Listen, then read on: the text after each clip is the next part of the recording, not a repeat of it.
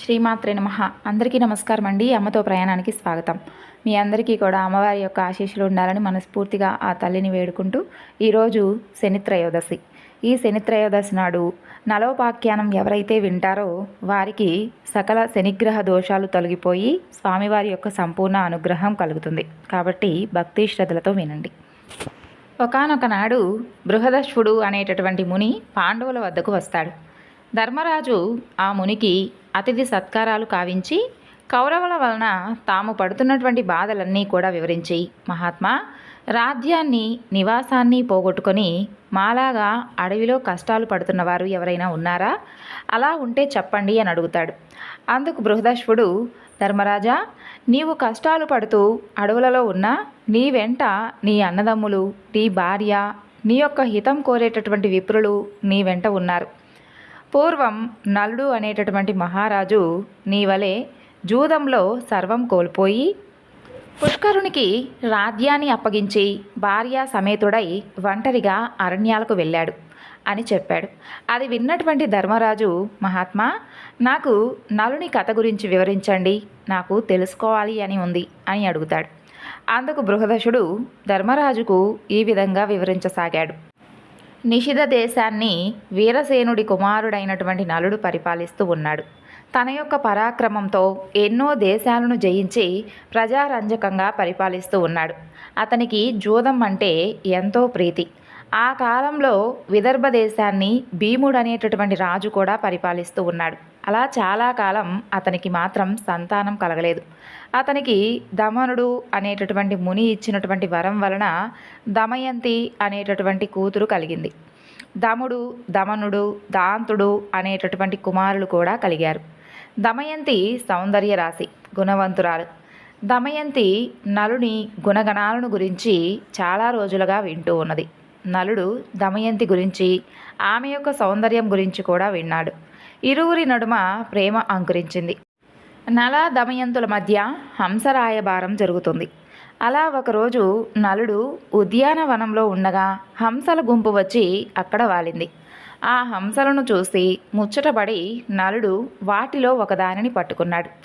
మిగిలినటువంటి హంసలు తోటి హంసను విడిచి వెళ్ళలేక ఆకాశంలో తిరుగుతూ ఉన్నాయి. నలునితో అతని చేతిలోని హంస మానవ భాషలో ఈ విధంగా అన్నది, ఓ మహారాజా, నీవు దమయంతిని ప్రేమిస్తున్నావు. నేను దమయంతి వద్దకు వెళ్ళి నీ గురించి, నీ యొక్క అందచందాల గురించి, గుణగణాల గురించి చెప్పి నీ మీద అనురాగం కలిగేలా చేస్తాను అని పలుకుతుంది. ఆ హంస పలుకులు విన్నటువంటి నలుడు ఆనందపడి దానిని విడిచిపెట్టాడు. ఇచ్చినటువంటి మాట ప్రకారం ఆ హంస విదర్భ దేశానికి ఎగిరిపోయింది. అంతఃపురం ముందు విహరిస్తూ ఉన్నటువంటి హంసను చూసి దమయంతి ముచ్చటపడింది.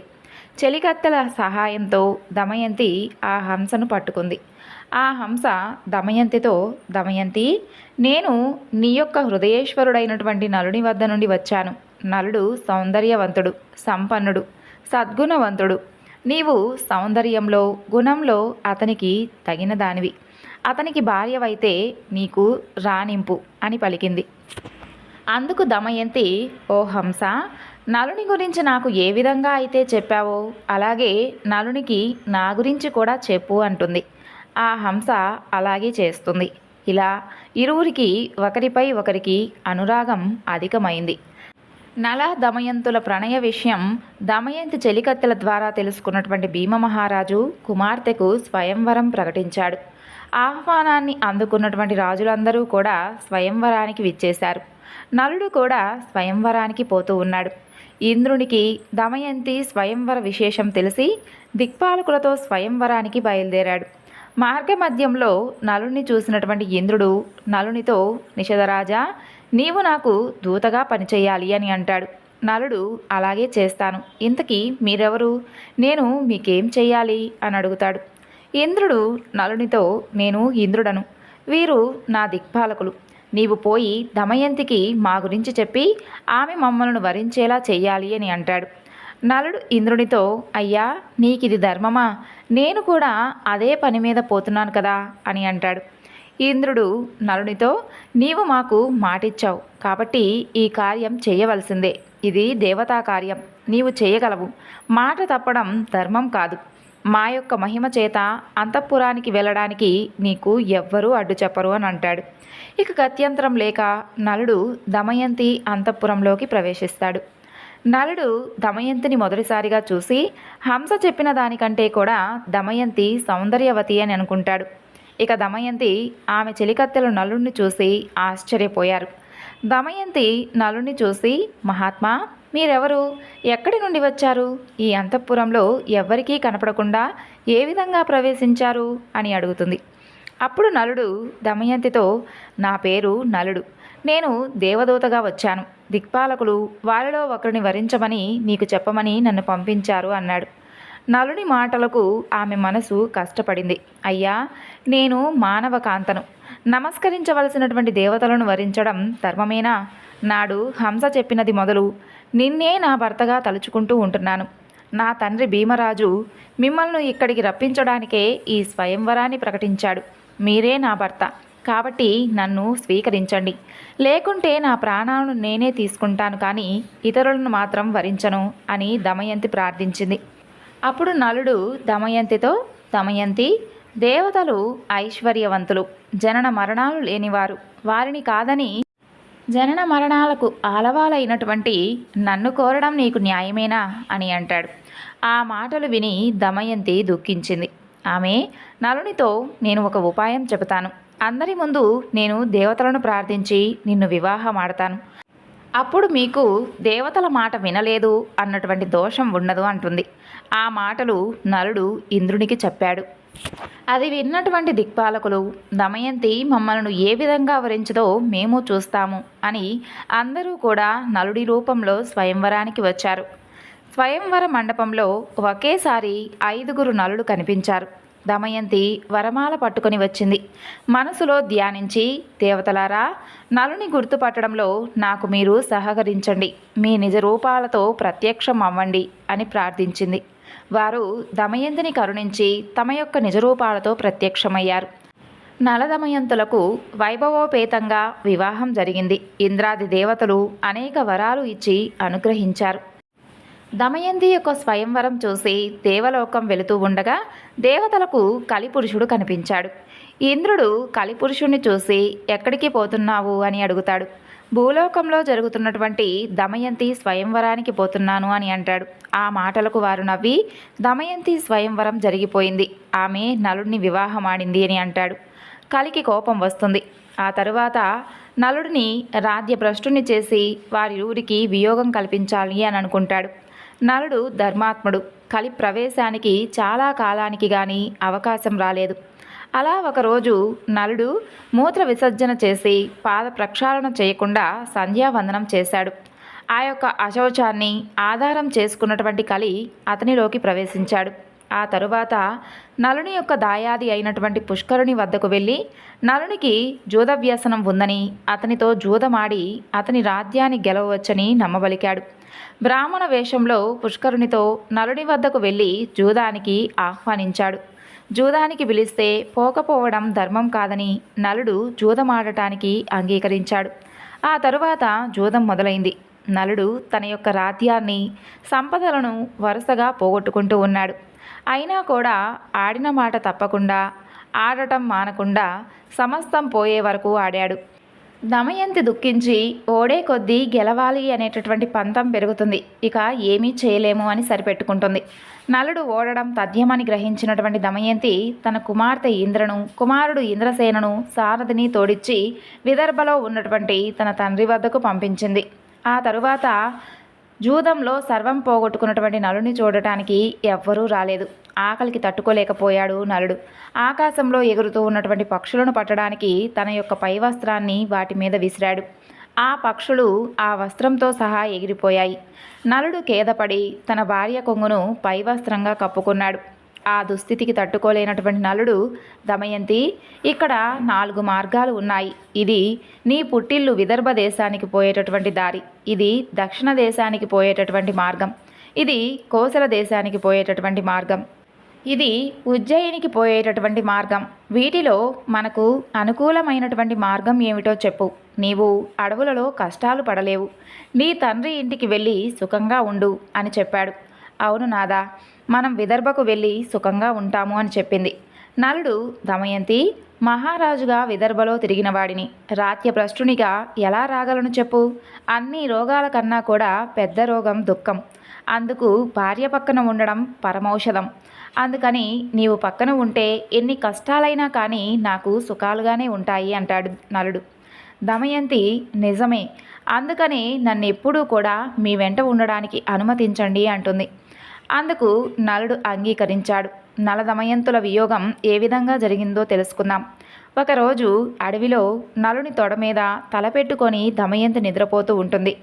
ఆమెను చూసినటువంటి నలుడు, ఈ సుకుమారి నాతో అడవులలో కష్టాలు పడుతూ ఉందే, నా వెంట ఉండడమే ఈమె కష్టాలకు కారణం కదా, నేను లేకపోతే ఈమె పుట్టింటికి వెళ్ళి సుఖపడుతుంది అని మనసులో అనుకొని తాను ధరించినటువంటి చీరభాగాన్ని చింపి పైన వేసుకొని ఆమెను వదలలేక విడిచి వెళ్ళిపోయాడు. నిద్రలేచినటువంటి దమయంతి భర్త లేకపోవడం చూసి దుఃఖించింది. భర్తను తలుచుకుంటూ అడవిలో తిరుగుతూ ఉన్నటువంటి దమయంతిని ఒక కొండ చిలువ పట్టుకుంటుంది. భయంతో దమయంతి కేకలు వేసింది. ఆ కేకలు విన్నటువంటి ఒక కిరాతుడు తన కత్తితో ఆ కొండ చిలువను చంపి దమయంతిని రక్షించాడు. ఆ కిరాతుడు దమయంతి గురించి తెలుసుకున్నాడు. ఆమె యొక్క నిస్సహాయతను తెలుసుకొని ఆమెను తాకబోవగా దమయంతి అతనిని భస్మం చేసింది.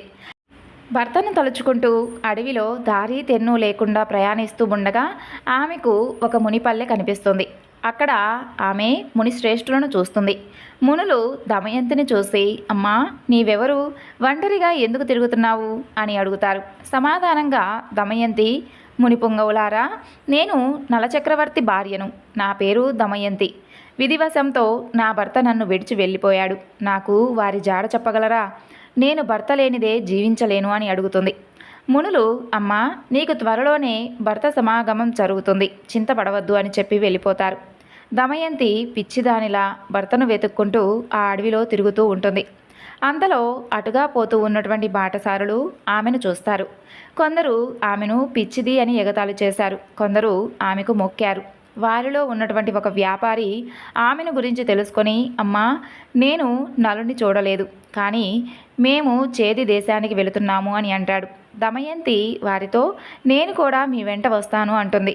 ఆ వ్యాపారి ఆమెను తమ వెంట తీసుకొని వెళ్తాడు. వారు అడవి మార్గంలో రాత్రివేళ నిద్రిస్తూ ఉన్నటువంటి సమయంలో ఒక ఏనుగుల గుంపు వారిలో చాలామందిని తొక్కివేస్తుంది. వారిలో చాలామంది మరణించడం చూసి దమయంతి తన యొక్క దురదృష్టానికి దుఃఖించింది. తనను చంపలేదని రోధిస్తున్నటువంటి ఆమెను కొందరు బ్రాహ్మణులు ఓదార్చి ఆమెను తమ వెంట సుబాహు నగరానికి తీసుకుని వెళ్ళారు. చేదిదేశ రాజధాని సుబాహుపురం చేరుకుంది.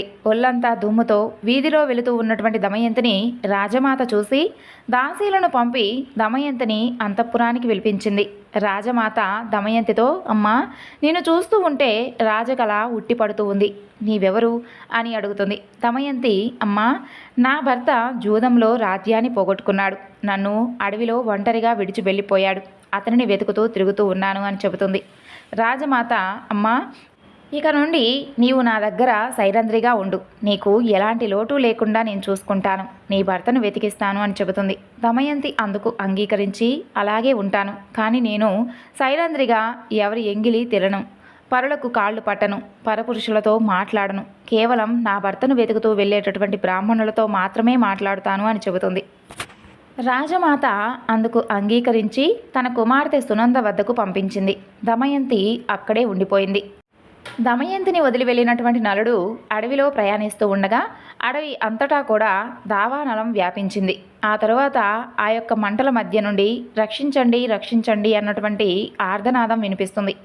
ఆ ఆర్ధనాదం విన్నటువంటి నలుడు అగ్నికీలల నడుమ ఉన్నటువంటి నాగకుమారుని రక్షిస్తాడు. ఆ పాము నలుని కాటు వేస్తుంది. పాము కాటుకు నలుడు వికృత రూపుడవుతాడు. అప్పుడు ఆ పాము తన యొక్క నిజరూపంతో ప్రత్యక్షమై నలునితో, నలమహారాజా, నా పేరు కర్కోటకుడు, నేను నిన్ను కాటు వేశానని భయపడవద్దు, ఇక నిన్ను ఎవ్వరూ కూడా గుర్తించరు, పాము కాటు నిన్నేమీ చేయదు, నీ రాజ్యం నీకు ప్రాప్తిస్తుంది, నీ భార్య నీకు దక్కుతుంది, నీకు ఎప్పుడు నిజరూపం కావాలి అన్నా నన్ను తలుచుకుంటే నీ వద్దకు ఒక వస్త్రం ఎగురుతూ వస్తుంది, దానిని కప్పుకుంటే నీకు పూర్వాకృతి వస్తుంది. నీకిక మరొక విషయం చెబుతాను. ఇక్కడికి దగ్గరలో ఇక్ష్వాకు వంశస్థుడైనటువంటి ఋతుపర్ణుని రాజ్యం ఉంది. నీవు అక్కడికి వెళ్ళు. బాహుకుడు అనేటటువంటి పేరుతో అతని వద్ద రథసారథిగా చేరు. నీవు అతనికి అశ్వహృదయం అనేటటువంటి విద్యను ఇచ్చి అతని నుండి అక్షహృదయం అనేటటువంటి విద్యను గ్రహించు అని చెప్పి కర్కోటకుడు వెళ్ళిపోయాడు. ఇక నలుడు ఋతుపర్ణుని వద్ద సారథిగా చేరాడు. అలాగే వంటశాలలో చేరి రుచికరమైనటువంటి వంటలు వండి పెట్టసాగాడు. నలునికి జీవలుడు సహాయకుడుగా ఉండేవాడు. ఎక్కడ ఉన్నా నలుడు ఎప్పుడూ కూడా దమయంతిని తలుచి దుఃఖిస్తూ ఉండేవాడు. అలా ఒకరోజు నలుడు దమయంతిని తలుచుకొని దుఃఖిస్తూ ఉండగా జీవలుడు విని ఈ యొక్క వికృత రూపి ప్రియురాలు ఎంత వికృత రూపంతో ఉంటుందో అని అనుకుంటూ నలుని వద్దకు వచ్చి విషయం ఏమిటి అని అడుగుతాడు. అందుకు నలుడు జీవలునితో, అయ్యా, నాకొక ప్రేయసి కూడా ఉంది. నాకు తెలిసినటువంటి ఒక సైనికుడు తన ప్రేయసిని గురించి దుఃఖిస్తూ ఉండగా నేను చూశాను. అతన్ని అనుకరిస్తూ ఏడుస్తూ ఉన్నాను అన్నాడు. ఆ తరువాత విదర్భ దేశంలో ఉన్నటువంటి భీమునికి నలుని విషయాలు తెలుస్తాయి. తన కూతురు అల్లుడు ఏమయ్యారో అని పరితపించాడు. వారిని వెతకడానికి నలువైపులా బ్రాహ్మణులను పంపిస్తాడు. ఎన్నో బహుమానాలు ప్రకటించాడు. ఆ తర్వాత చేది దేశం చేరినటువంటి బ్రాహ్మణుడు దమయంతి నుదుటను ఉన్నటువంటి పుట్టుమచ్చను చూసి ఆమెను గుర్తించాడు. అతను దమయంతితో, అమ్మా, నేను నీ తండ్రి వద్ద నుండి వస్తున్నాను. అక్కడి వారందరూ కూడా క్షేమం. నేను నీ సోదరుని మిత్రుడను అనగానే దమయంతి వారిని తలుచుకొని పెద్దగా రోదించింది.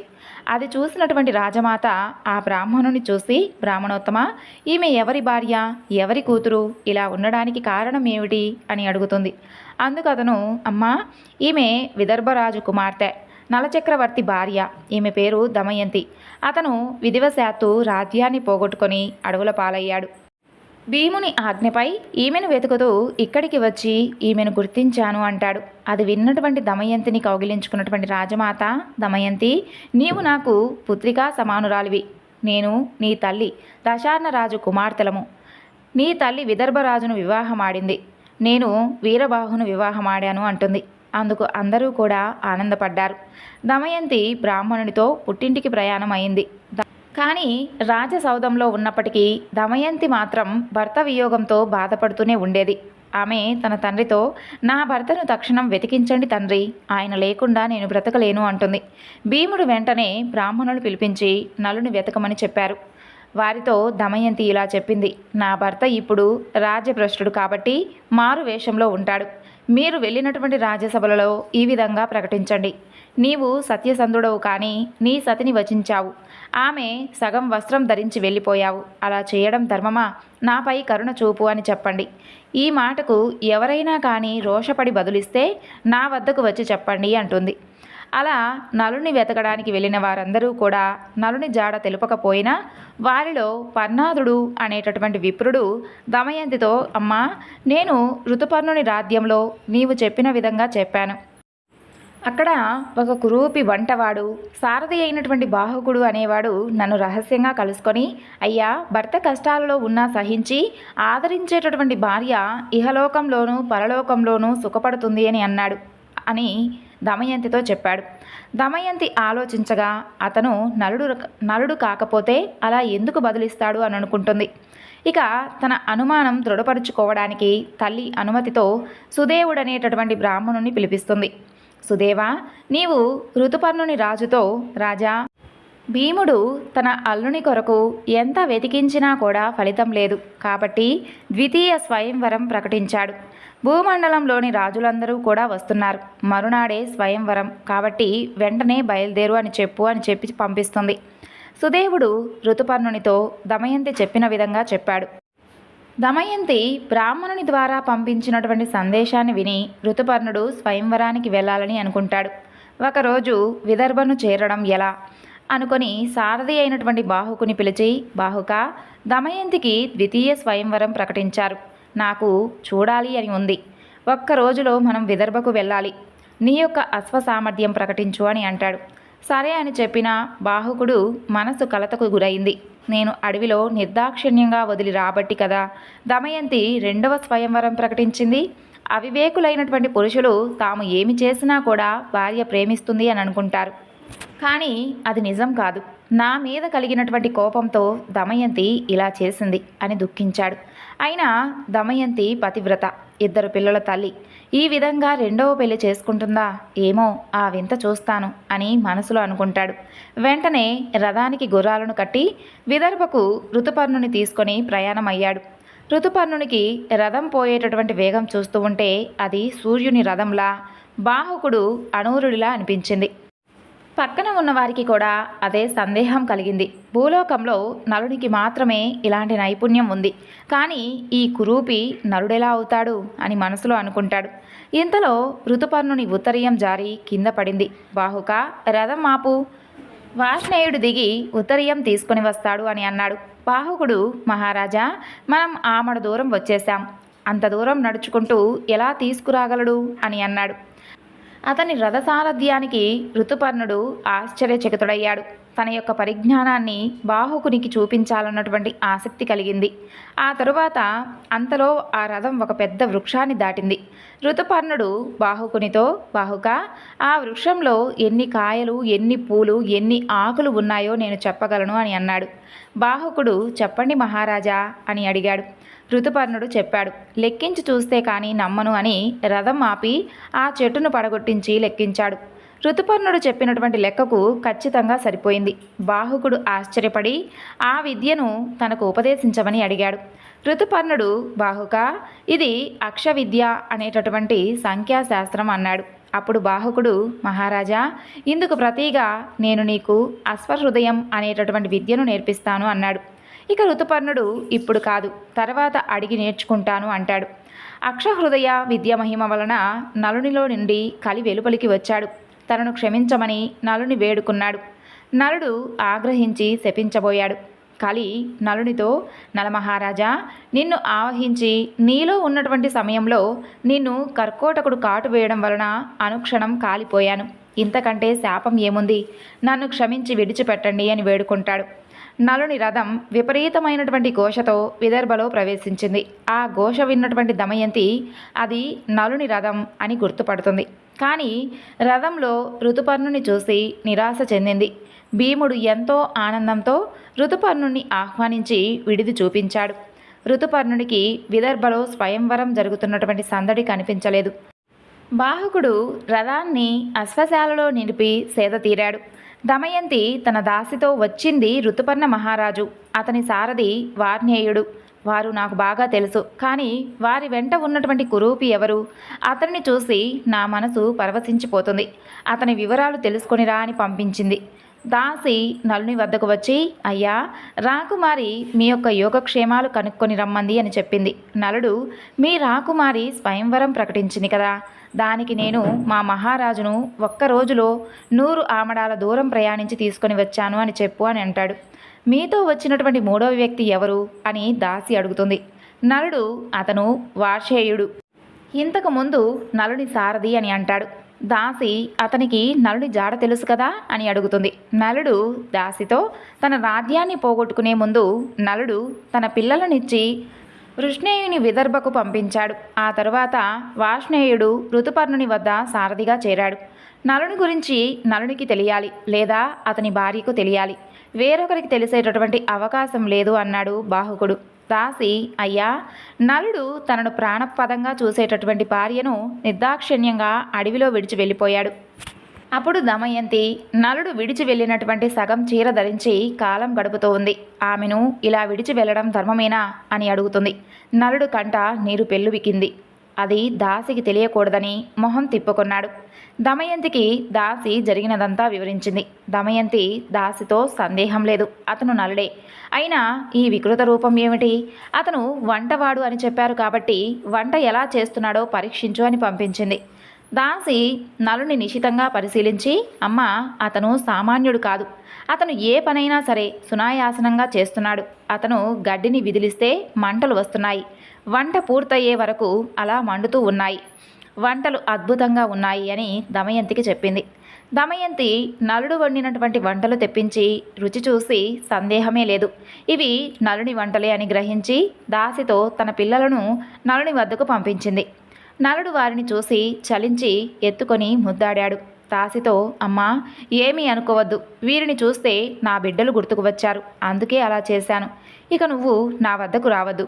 ఎవరైనా చూస్తే ఏదైనా అనుకుంటారు. అయినా మేము విదేశాల నుండి వచ్చినటువంటి అతిథులం, మాతో నీకేం పని అని అంటాడు.